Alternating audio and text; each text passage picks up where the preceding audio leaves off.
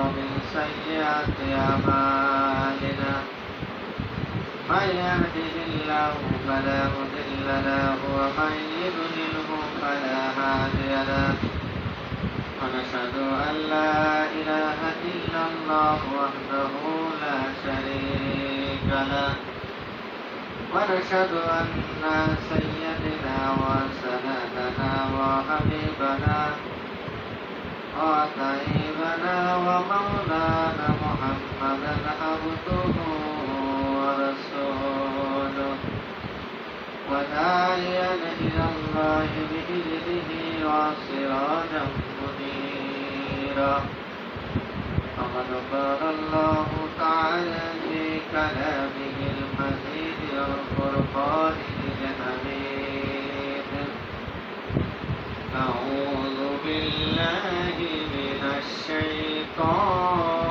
الرجيم بسم الله الرحمن الرحيم وما أمروا إلا ليعبدوا الله مخلصين له الدين إن الله وملائكته يصلون على النبي يا أيها الذين آمنوا صلوا عليه وسلموا تسليما اللهم صل على سيدنا مولانا محمد وعلى آل سيدنا مولانا محمد আলহামদুলিল্লাহ সমস্ত প্রশংসা ও তারিফ একমাত্র আল্লাহ সুবহানাহু ওয়া তাআলা দরবারে যে মুনিব আমাদেরকে দুনিয়ার সমস্ত কাজকর্ম থেকে ফারিগ করে পবিত্র জুমার দিনে জুমার সালাত আদায়ের উদ্দেশ্যে তার ঘর মসজিদে আসার বসার তৌফিক দান করলে ওই মুনিবের দরবারে শুকরিয়া জ্ঞাপন করি সকলে দিল থেকে বলি আলহামদুলিল্লাহ শতকোটি দরুদ আর সালাম মানবতার কান্ডারি মুক্তির দিশারি আখির জামানার পয়গম্বর জনাবে মুহাম্মদ রাসূলুল্লাহ সকলে বলি সাল্লাল্লাহু আলাইহি ওয়াসাল্লাম। সম্মানিত মুসল্লি ইকরাম, আল্লাহ রাব্বুল আলামিন আমাদেরকে দুনিয়ার মধ্যে পাঠাইছে তার দাসত্ব করার জন্য, তার গোলামি করার জন্য, আল্লাহর ইবাদত করার জন্য আমাকে আপনাকে দুনিয়ার মধ্যে পাঠাইছে। কিন্তু আমরা আল্লাহ তাআলার ইবাদত করতে যায়, আল্লাহ তাআলার দাসত্ব করতে যায়, আমরা আল্লাহর সঙ্গে অন্য কাহাকেও শরীক করে দিছি কিনা এটা আমাদের দেখা দরকার। যেহেতু আল্লাহ তাআলা শিরক যুক্ত আমল আল্লাহ তাআলা কবুল করবেন না, শিরক যুক্ত ঈমান আল্লাহ তাআলার কাছে কোনো দাম নাই। এজন্য আমাদের ঈমানকে পরিশুদ্ধ করতে হবে, শিরক রাখা যাবে না। আমরা যে ইবাদতটাই করি না কেন আমাদের ইবাদতের মধ্যে একমাত্র আল্লাহ তাআলার সন্তুষ্টির জন্যই হতে হবে, এখানে কোনো কিছু শরীক রাখা যাবে না। যদি শরীক রাখি তাহলে আমার ওই ইবাদত আল্লাহ তাআলা কবুল করবেন না। সামনে কোরবানি আসতেছে, আমরা অনেকেই কোরবানি করব, কোরবানি করার নিয়ত আল্লাহ তাআলাকে সন্তুষ্টি করার জন্য অনেকে আছি, আর কিছু লোক আছে যে নতুন আত্মীয় করছি কোরবানি না করলে এমন দেখা যায়। এইভাবে যদি আমরা কোরবানি করি আমাদের কোরবানি কার জন্য হইল? আল্লাহর জন্য হইল না আত্মীয়র জন্য হইল? এই জন্য আমি এই বিষয়ে আগে থেকে নিয়ত করছি যে আজকে কথা বলবো শিরক সম্পর্কে। আমরা অহরহ শিরকের মধ্যে ডুবে আছি। এই শিরক সম্পর্কে আমাদের কিছু কথা বলা দরকার। আমরা পীর সাহেবের কাছে যাই আত্মশুদ্ধির জন্য, তাই না? আমাদের অন্তরটা পরিষ্কার করার জন্য, আত্মশুদ্ধির জন্য আমরা পীর সাহেবের কাছে যাই। পীর সাহেবের কাছে যাওয়ার পরেও আমরা পীর সাহেবের কাছ থেকে ঘুরে এসে অনেকে আছি ওই কোরবানি বলেন আর যে ইবাদতই বলেন, দেখা যায় যে আমরা আসলে আল্লাহ তাআলার জন্য আমাদের ইবাদত বদলি হচ্ছে না। এজন্য আমার অন্তরটা শিরক মুক্ত করতে হবে, শিরক যুক্ত ইমান আল্লাহ তাআলা কবুল করবে না। শিরিক মুক্ত ইমান লাগবে আর বেদাত মুক্ত আমল লাগবে, তবেই আমরা আল্লাহ তাআলার সন্তুষ্টি অর্জন করতে পারবো। বা আল্লাহ তাআলা এরকম যে আল্লাহ তাআলা যে মুখলেস খাঁটি বান্দা হওয়ার কথা বলেছে, মুমিন বান্দা হওয়ার কথা বলেছে, আমরা সে বান্দা হতে পারবো। এই জন্য আমাদেরকে কি করতে হবে? শিরিক মুক্ত আমল করতে হবে। আল্লাহ তাআলা জাতের সঙ্গে শিরিক করে, আল্লাহ তাআলা সিফাতের সঙ্গেও শিরিক করে। আল্লাহ তাআলার জাত হলো কুল হুয়াল্লাহু আহাদ আল্লাহুস সামাদ লাম ইয়ালিদ ওয়া লাম ইউলাদ ওয়া লাম ইয়াকুল লাহু কুফুয়ান আহাদ। আল্লাহ হলেন একক অদ্বিতীয়। তার আল্লাহ তাআলা হলেন তার কাছে সবাই মুখোপেক্ষী, কিন্তু আল্লাহ তাআলা কারো কাছে মুখোপেক্ষী না। আল্লাহুস সামাদ, আল্লাহ কারো মুখোপেক্ষী নয়। তেনাকে কেউ জন্ম দেয় নাই, তিনিও কাউকে জন্ম দেয় নাই, আর তার সমকক্ষ আর কেউ নাই। কিন্তু আল্লাহ তাআলার সিফাতের সঙ্গে, আল্লাহ তাআলার গুণের সঙ্গে আমরা অনেকে শিরিক করি। এখন হয়তো বলতে পারেন তাহলে কি আমাদের ইমান কি শিরিক যুক্ত? হয়তো আপনাদের ইমান শিরিক যুক্ত না, কিন্তু এ সমাজে অনেক লোক আছে যাদের ইমান শিরিক যুক্ত। আর শিরিক যুক্ত ইমানদার ব্যক্তি সে নামাজ রোজা হজ যাকাত যে আমলই করুক আল্লাহ তাআলা এটা কবুল করবে না।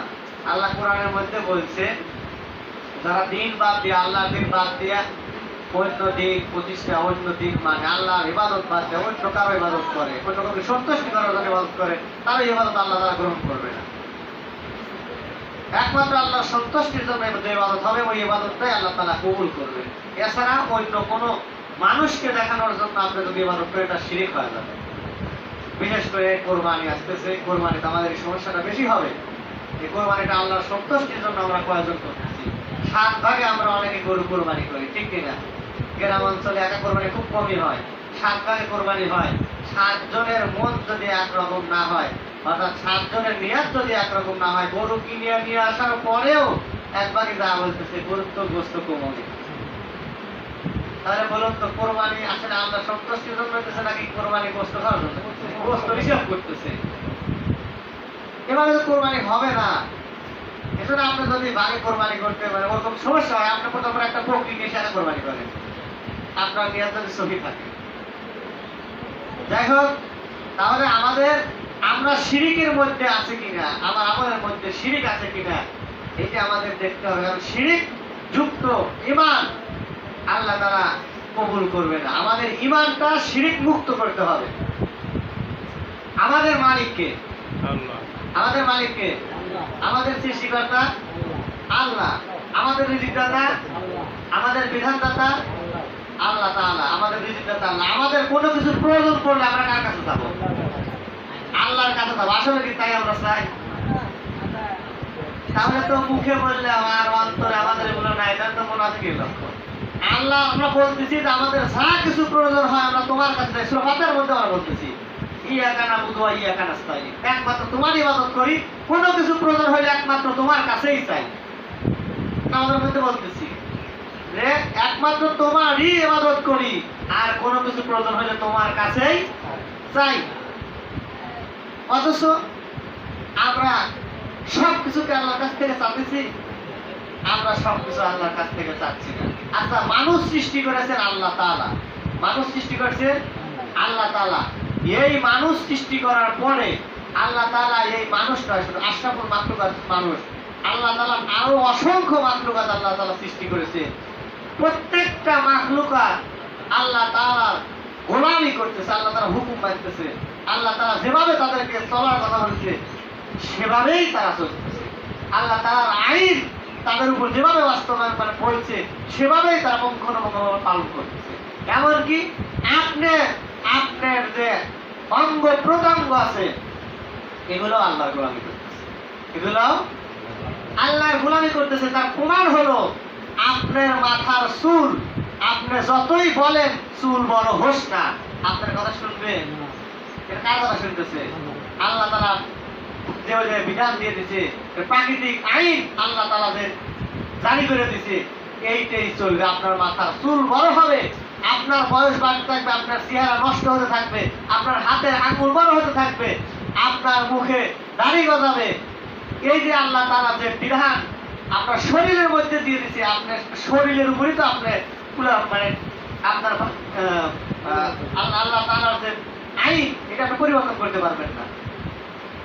তাহলে যে আল্লাহ তাআলা তামাম মাখলুকাতের উপর আইন জারি করলেন, ওই আল্লাহ তাআলা আমি আপনি কিভাবে চলবো এই আইন তিনি দেন নাই? হ্যাঁ, নাকি আল্লাহ তাআলা বলছেন দুনিয়ার পর যাও, মানুষ যে আইন বানাইবে তোমরা সেই আইন মেনে নিও। আল্লাহ তাআলা বলছেন ইনিল হুকমু ইল্লা লিল্লাহ, সৃষ্টি যার, আইন চলবে তার। তাহলে আল্লাহ তাআলা যে আইন আল্লাহ তাআলা যে দিয়েছে, আমরা যদি আল্লাহ তাআলার আইন বাদ দিয়ে অন্য কারো তার কাছ থেকে ধার করা বানাইলে আইন নিয়ে আসি, তাহলে বলুন তো এখানে শিরক হলো কিনা?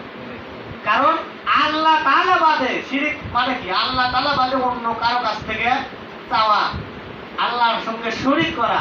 আল্লাহ তাআলা তো আপনার চলার জন্য বিধান দিয়েই দিছে, তো আপনি আবার আল্লাহর চেয়ে কত বড় দয়ালু, তার কাছ থেকে আপনি বিধান নিয়ে এসেছেন, এই যে আমার জন্য সহজ হবে, ভালো হবে। আপনি নতুন বিধান নিয়ে এসেছেন, আল্লাহ তো আপনার জন্য বিধান দিয়েছে। আপনি আল্লাহর বিধান বাদ দিয়ে অন্য কারো ধার করা বিধান নিয়ে এসে আপনার জীবন চালাতে চাচ্ছেন, এখানেই তো শিরক হয়ে যাচ্ছে। এই জন্য আল্লাহ তাআলা কোরআন সূরা আলে ইমরানের মধ্যে আল্লাহ তাআলা বলছে যে যারা আল্লাহর দ্বীন প্রতিষ্ঠা করা বাদ দিয়ে অন্য কারো দ্বীন প্রতিষ্ঠা করতে চায়, তাদের ইবাদত বন্দেগী আল্লাহ তাআলা কোনো কিছুই কবুল করবে না। তাহলে বলুন তো, আমরা যদি আল্লাহ তাআলার দ্বীন বাদ দিয়ে অন্য দ্বীন প্রতিষ্ঠা, মানুষ রচিত বিধান চালু করার জন্য চেষ্টা করি, আর আমরা যদি নামাজ পড়ি, ইবাদত করি, হজ করি, যাকাত দিই, আমাদের ইবাদত কবুল হবে? কারণ শিরককারীর ইবাদত আল্লাহ তাআলা কবুল করে না। এজন্য আমি প্রথমে বলছি আমাদের ঈমানটা শিরক মুক্ত করতে হবে।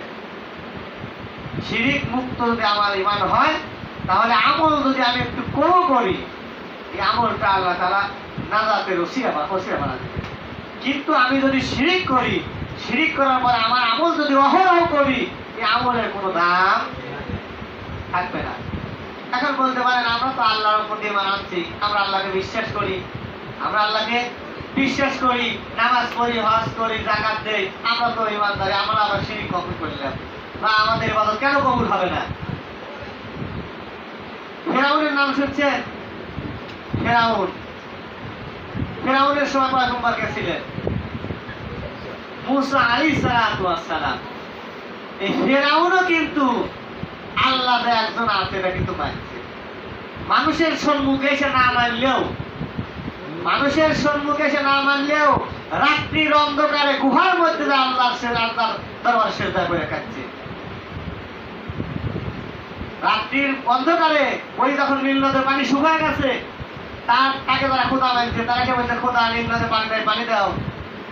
তখন সে তো আসলে ও জানে তো আমি পানি দিতে পারবো না, আমি তো সে খোদার খোদা না। তখন ওই রাত্রির অন্ধকারে পাহাড়ের গুহায় যায়, আসে তারপরে কাছে আল্লাহ আমি জানি তুমি সৃষ্টিকর্তা একজন আছো, তাহলে সে আল্লাহকে পাইছে না। কিন্তু ওই বন্ধুই শেষ বলছে আল্লাহ নীল নদের পানি দাও, তুমি ছাড়া আমি পানি দিতে পারবো না। আল্লাহ নীল নদের পানি দিছে, এই নীল নদের মধ্যে আবার সুবাহ মারছে, কারণ ও আল্লাহ থেকে শুধু নিছেই, নেবো খারাপ আল্লাহ থেকে শুধু নিছেই, আল্লাহ কোনো বিধানই মানে নিজেকে খোদা অর্থাৎ শিরক করছে, নিজেকে আর এক খোদা দাবি করছে। আনা রব্বিকুমুল আ'লা, আমি তো বড় খোদা। মুসা যখন এসে দাওয়াত দিছে, বলে কোন খোদা দাওয়াত দাও, আমি তো বড় খোদা। নাউযুবিল্লাহ। অর্থাৎ সে শিরক করছে। আবু জেহেলের নাম শুনছেন?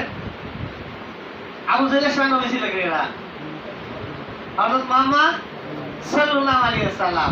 এই আবু জেহেলও আল্লাহ জানছে, আল্লাহ বলতে একজন আছে। আবু জেহেল, আমি যে কথা বলতেছি যে আমরা তো মনে করি, আমরা বলতেছি ভাবতেছি যে আমরা তো আল্লাহ মানি, আমরা আবার আমাদের ইবাদত কবুল হবে না কেন? ফেরাউনের ইবাদত কবুল হয়েছে? হয় নাই। ফেরাউন কিন্তু আল্লাহ বলতে একজন আছে, এটা সে জানছে। বরং আবু জেহেল সেও যে আল্লাহ বলতে একজন আছে সে জানছে। কারণ বদরের যুদ্ধে যাওয়ার আগে,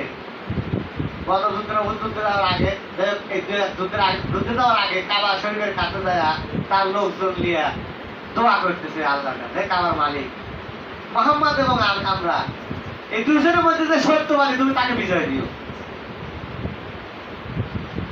এই দোয়া করতেছে যে মোহাম্মদ আর আমাদের দল এর মধ্যে যে সত্যবাদী তুমি তার বিজয় দিও। তাহলে সেও আল্লাহর কাছে হাত সামনে কখন বিশ্বাস করে তাকে দেখছে নাকি? কিন্তু তার ইবাদত বন্দেগী আল্লাহ তাকে ইবাদত বন্দেগী আল্লাহ কবুল করবে, কারণ সে আল্লাহ তাআলাকে মানেই নেই, শুধু ওখানেই বলছি মানুষকে দেখানোর জন্য, অর্থাৎ শিরিক।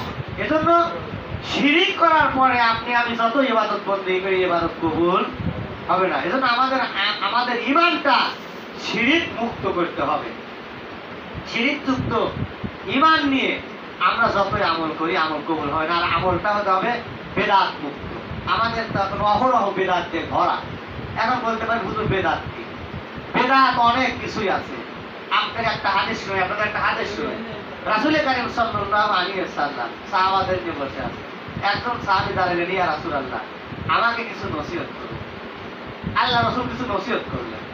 নসিহত করার পরে ওই সাহাবী বলতেছে, ইয়া রাসূলুল্লাহ আপনি যা বললেন আমি তার বেশিও করব না তার কমও করব না।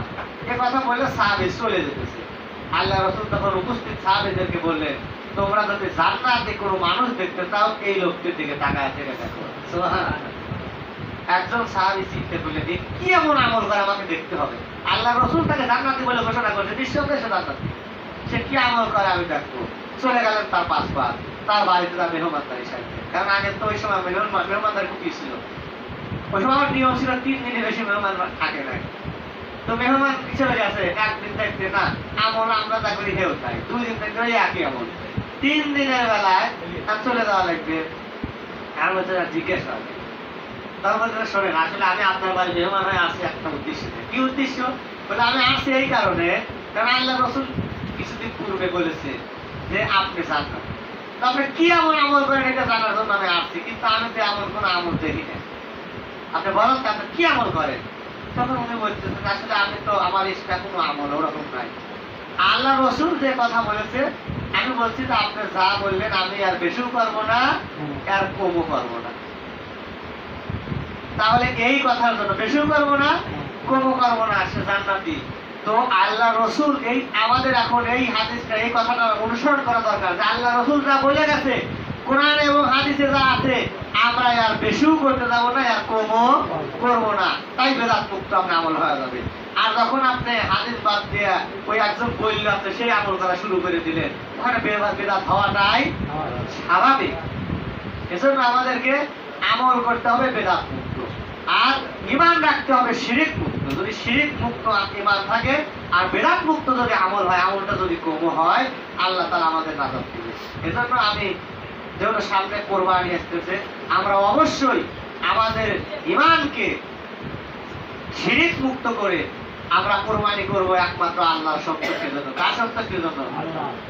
কুল ইন্না সালাতি ওয়া নুসুকি ওয়া মাহইয়া ওয়া মামাতি লিল্লাহি রাব্বিল আলামিন। আমার নামাজ, আমার কোরবানি এগুলো কার জন্য হবে?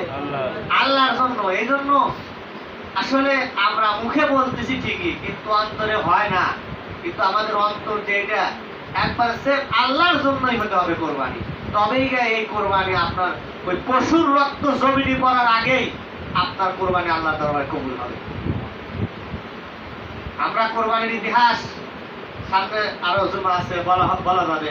কোরবানির ইতিহাস যে ঘটনাটা, হযরত ইব্রাহিম আলাইহিস সালাতু ওয়াস সালাম তার কলিজার টুকরো সন্তানকে যখন একবার কোপ দিছে কাটে নাই, আবার চোখ খুলে দেখে কাটে নাই, আবার কোপ দিছে কাটে, 3 বারের বার যখন আল্লাহ তাআলা তার কোরবানি কবুল করে নিয়েছে, পশু যখন নিচে তার সন্তানকে সারা জায়গায় হাতে রক্ত পড়ে গেছে, তখন সে বুঝছে কোরবানি হয়ে গেছে। চোখ খুলে দেখে না, এবারও কাটে, তবে একটা দুর্বল কোরবানি হয়ে গেছে। তখন আবার সে কোরবানি করার জন্য আল্লাহর প্রেমে পাগল নিজের সন্তানকে কোরবানি করতেছে। আবার যখন দেখতেছে তখন আল্লাহ তাআলা বললেন যে আপনার কোরবানি তো হয়ে গেছে, আর কোরবানি করার দরকার নাই। তো কোরবানি কি ছেলে কি জমা করছে? তাহলে কোরবানি কিভাবে হলো? অর্থাৎ তার যে অন্তরের চাহিদা যে আমি আল্লাহর রাস্তায় কোরবানি করব, আল্লাহ এইটা শুধু দেখতে চায়। আসলে তুমি কার জন্য কোরবানি করবে? যদি আল্লাহর জন্যই কোরবানিটা হয়, পশুর রক্ত জমিনে পড়ার আগেই আল্লাহ কোরবানি কবুল করবে। এই জন্য আমরা যারা কোরবানি করবো অবশ্যই আমাদের নিয়াতটা খালিস করবো, একমাত্র আল্লাহর সন্তুষ্টির জন্যই আমরা কোরবানি করবো, মানুষকে দেখানোর জন্য না, বা আমার বাড়িতে আত্মীয় স্বজন আসবে এর জন্যও না। আমার আল্লাহ তাআলা সম্পদ দিছে, আমার অর্থ সম্পদ আছে, আমি আল্লাহর রাস্তায় কোরবানি করবো। এই নিয়াতে আপনি যতটুকু পারেন, আপনার সাধ্য অনুযায়ী আপনি যতটুকু পারেন ততটুকু দিয়েই আপনি কোরবানি করবেন। এই কোরবানি আল্লাহ তাআলা কবুল করবেন। আর কোরবানি করার পরে এই কোরবানির গোশত কিন্তু আমরাই খাই। কোরবানির গোশত আমরাই খাই। তাহলে আমরা তো নিয়তটা যদি সহি করি, গোশত খাওয়ার নিয়ত আমরা না করলে আমরা কোরবানি করবো, গোশত তো আমরাই খাবো, গোশত আল্লাহ নিয়ে যাবে না। অতএব আমরা নিয়তটা যদি সহি করি তাও গোশত আমরাই খাবো, আর নিয়তটা যদি গোশত খাওয়ার জন্য হয় তাও গোশত আমরাই খাবো। মাঝখান থেকে নিয়তটা যদি সহি হয় আল্লাহর দরবারে আমি কোরবানির সওয়াব পাবো, আর নিয়তটা যদি সহি না হয় এই কোরবানির তো সওয়াবই পাবো না। এই জন্য আমরা অবশ্যই আমাদের নিয়তটা সহি করে কোরবানি করবো। আল্লাহ তাআলা আমাদের সকলকে বুঝে আমল করার তৌফিক দান করুন। সকলে বলে আমিন।